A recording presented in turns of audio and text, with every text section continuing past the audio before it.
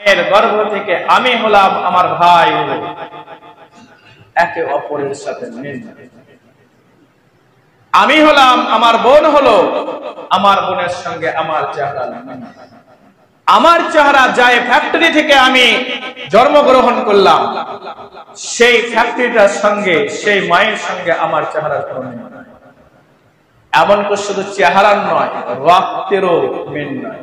কারো এ গ্রুপ, কারো B group, কারো এ পজিটিভ, কারো বি পজিটিভ, আবার কারো এ বি পজিটিভ, কারো ও পজিটিভ।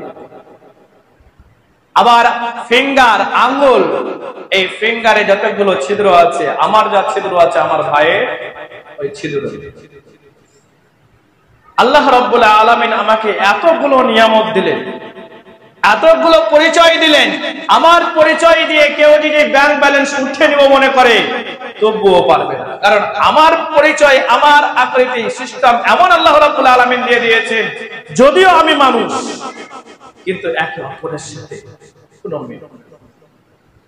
এমনকি যে মায়ের গর্ভে আমি জন্মগ্রহণ করলাম, সেই মায়ের সাথে আমার ফিঙ্গারের কোনো মিল নেই। তবুও আমরা মানুষ আল্লাহ রাব্বুল আলামিনকে ভুলে রয়েছি, অস্বীকার করে রয়েছি। কেন? কারণটা কি? কারণটাকে আপনাদের সম্মুখে তুলে ধরেছিলাম যে ৬টি জিনিসের উপরে যতক্ষণ সে দৃঢ় বিশ্বাসী না হবে, ততক্ষণ পর্যন্ত এর মধ্যে এইসব গুণাবলী থাকবে। আল্লাহকে ভুলে থাকা, তার রাসূলকে ভুলে থাকা, কোরআন থেকে পিছিয়ে থাকা, ওয়াজ মাহফিল, কোরআন হাদিসের কথা থেকে পিছিয়ে পড়া এবং কোরআন হাদিসের কথা যে বলে তার বিরোধিতা করা, এটা স্বাভাবিক। কয়টি জিনিস বলেছিলাম? ৬টি। ৬টির মধ্যে প্রথম বলা হয়েছিল আল্লাহ রাব্বুল আলামিনের প্রতি, যে আল্লাহ রাব্বুল আলামিন সৃষ্টি করলেন, আমাকে এই দুনিয়ায় প্রেরণ করলেন, যেখানে আমার কোনো অস্তিত্বই ছিল না, আল্লাহ রাব্বুল আলামিন অস্তিত্ব দিলেন। সেই মহান আল্লাহ রাব্বুল আলামিনের প্রতি প্রথমত আমাকে বিশ্বাস স্থাপন করা, কিন্তু আমি সেটাকে বললাম না। আল্লাহ রাব্বুল আলামিন বলেন, এই যে বিশ্বাস হারিয়ে দেওয়া, এই যে অস্বীকার করে দেওয়া তার স্রষ্টাকে, আল্লাহ রাব্বুল আলামিন বলেন, কারণ আমাকে যখন সে ভুলে যায়, আমাকে অবিশ্বাস করে নাই, আমি বান্দা তুমি জানো তোমাকে আমি অবিশ্বাস করে নিই, আমি তোমাকে ভুলে যাই। আর ফলে তো যখন আমি তোমাকে ভুলে যাই, তুমি নিজের নফস, তোমার নিজের প্রবৃত্তি, তুমি নিজেকে নিজেই ভুলে যাও। এটা স্বাভাবিক। ২ নম্বর, আল্লাহ রাব্বুল আলামিনকে যারা ভুলে রয়েছে, অস্বীকার করে দিয়েছে, এদের মধ্যে নামাজ দেখবেন, আল্লাহ রাব্বুল আলামিনের হুকুম সেটাকে তারা সঠিকভাবে আদায় করে। ৩ নম্বর, যখনই তারা সঠিকভাবে সালাতকে আদায় করবে না, নামাজকে আদায় করবে না, এরা দান ধ্যান করতে কিছু পায়, এরা কোনো সময় দান ধ্যান করতে চাইবে। এরা শুধু চাইবে আমার অর্থ, আমার অর্থ, আমার অর্থ, আমার সম্পদ, আমার ব্যাংক ব্যালেন্স এই দিকে যেন বেড়ে যায়। কারণ আমি দান করলে আমার সমস্ত কিছুই শেষ হয়ে যাবে।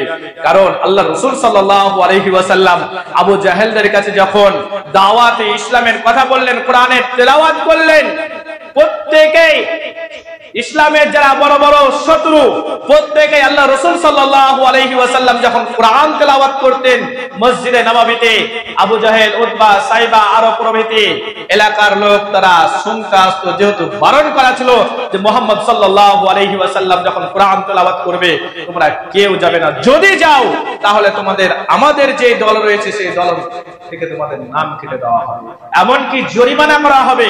তবুও তারা থাকতে পারতো না। কিন্তু একটাই তারা নিজেকে বুঝতো, মুহাম্মদ সাল্লাল্লাহু আলাইহি ওয়াসাল্লামকে যদি আমি মেনে নিই, তাহলে আমার যা সম্পদ, আমার যে অর্থ, আমার যে ব্যাংক ব্যালেন্স, আমার যে জায়গা জমি, সমস্ত কিছু দান করে দিতে হবে, কারণ তার উপরে আমরা না। তো আল্লাহ রাব্বুল আলামিন খুব সুন্দরভাবে বুঝিয়ে দিচ্ছেন যে ব্যক্তি আল্লাহ রাব্বুল আলামিনকে অস্বীকার করবে, তার স্রষ্টাকে অস্বীকার করবে, এরা নামাজ পরিত্যাগ করবে এবং তারা দান ধ্যান করতে চাইবে না। আবু জাহেল যেমন দান ধ্যান করতে চাইতো না, তারা তার রবকে বিশ্বাস করতে পারেনি, ফলে তো তারা সালাত আদায় করতে পারেনি। আর সালাত যখন আদায় করতে পারেনি, তারা দান ধ্যান এই জিনিসটাকে তারা বুঝতে পারে। আমাদের মধ্যে যদি হয় তাহলে আমাদের ট্যাবলেট ইনজেকশন আল্লাহ রাব্বুল আলামিন দিয়েছে। আল্লাহ রাব্বুল আলামিন এই তিনটে জিনিস আর তিনটে জিনিস মুহাম্মদ সাল্লাল্লাহু আলাইহি ওয়াসাল্লামের উপর যে কোরআন অবতীর্ণ হয়েছে তার উপর দৃঢ় বিশ্বাস। মুহাম্মদ সাল্লাল্লাহু আলাইহি ওয়াসাল্লাম এর আগে যে সব নবীগুলো এসেছিলেন, নবীগণেরা এসেছিলেন, তাদের প্রতি দৃঢ় বিশ্বাসী এবং সর্বশেষ কথা কিয়ামতের দিনের প্রতি তারা বিশ্বাস স্থাপন করে। ফলে তো যারা এই 6টা জিনিস থেকে পিছু পা তারা সফলতা অর্জনকারী নয়। আল্লাহ রাব্বুল আলামিন তাদের সম্পর্কে বারবার বলেছেন ফি কুলুবিহিম মারাদুন। আবার আল্লাহ রাব্বুল আলামিন বলেছেন খাতামাল্লাহু আলা কুলুবিহিম। যখন কোরআন তেলাওয়াত হবে এই অন্তরে শ্রবণ করবে, কানে শুনবে, অন্তরে সেটাকে বিশ্বাস স্থাপন করতে পারবে না, মেনে নিতে পারবে না। যতক্ষণ শুনবে তার মনটা নরম হয়ে যাবে, মোমের মতো নরম হয়ে যাবে, কিন্তু কর্মের সময় সে কঠোর হয়ে যাবে। ফলে তো আমরা পৃথিবীতে দেখি, কারণ আল্লাহ রাব্বুল আলামিন তার কানে দিয়ে দিয়েছেন মোহর, তার অন্তরে মেরে দিয়েছেন মোহর, আর তার চোখে দিয়ে দিয়েছেন আল্লাহ রাব্বুল আলামিন আবরণ অর্থাৎ পর্দা। এরা ভালো কিছু দেখবে, ভালো কিছু শুনবে, ভালো কিছু অনুভব করবে, কিন্তু তারা করতে পারবে না। যেমন আমরা মুসলিম, আমাদের একটু পরিচয়টা দিয়ে দিই, আমি মুসলিম, আমার ছেলের আমি বিয়ে দিচ্ছি, আমি পণ নিচ্ছি, বোন দাতা, আর বুকের উপরে যেমন পাথর 80 কুইন্টালের পাথর চেপে যায়, মেয়েটার বিয়ে দিতে পারছে না। আজ আমরা এত বড় একটা পুরুষ, আমরা এত বড় এক নাফরমান আল্লাহর বান্দা যে আমরা ওই মেয়ের বাবার ঘাড়ে ওই পাথরের মতো বোঝাটাকে চাপিয়ে দিই। পাহাড় ভেঙে দিলে যে পয়সা অর্জন করতে পারে একটা মেয়ের বিয়ে দিতে, সেই রকম পাহাড় ভাঙা পরিশ্রম করে সেই ছেলের বাবাকে এবং ছেলেকে তার অর্থ সম্পদ দিয়ে তাকে শান্ত রাখে।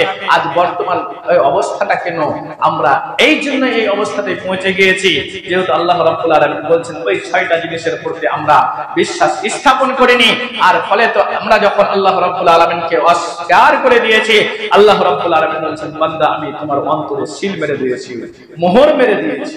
তুমি কোরআন হাদিসের কথা শুনবে, তুমি মুসলিম হবে, কিন্তু যেইগুলো আমি বলে দিয়েছি তার বাইরে তোমার কোনো কিছু ঘটবে না। মানুষকে আল্লাহ রাব্বুল আলামিন অন্তর দিয়েছেন, অন্তর একটাই, প্রত্যেক ব্যক্তির অন্তরে একটাই, প্রত্যেক ব্যক্তির অন্তরে চিন্তা ভাবনা চেতনা নেই, কিন্তু তারা সেটাকে উপলব্ধি করতে পারে না। কারণ যে তারা আল্লাহর প্রতি দৃঢ় বিশ্বাসী নয়, কোরআনকে অস্বীকার করে, নবীকে অস্বীকার করে, আগের নবীদেরকে অবিশ্বাস করে, কিয়ামতের প্রতি তারা বিশ্বাসী নয়। তাদের গুণাবলীগুলো যদি বলি আপনি অনুভব করবেন।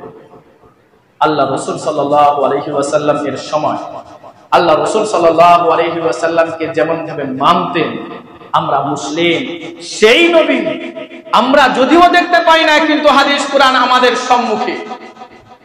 আমরা যেহেতু দেখতে পাই না রাসূল সাল্লাল্লাহু আলাইহি ওয়াসাল্লামকে, আমরা যেহেতু চোখে দেখিনি সাহাবাদেরকে, আমরা যেহেতু দেখিনি তাবেঈনদেরকে, কিন্তু আমাদের কাছে আজ বর্তমান কিতাব বই পুস্তক রয়েছে সেগুলোকে।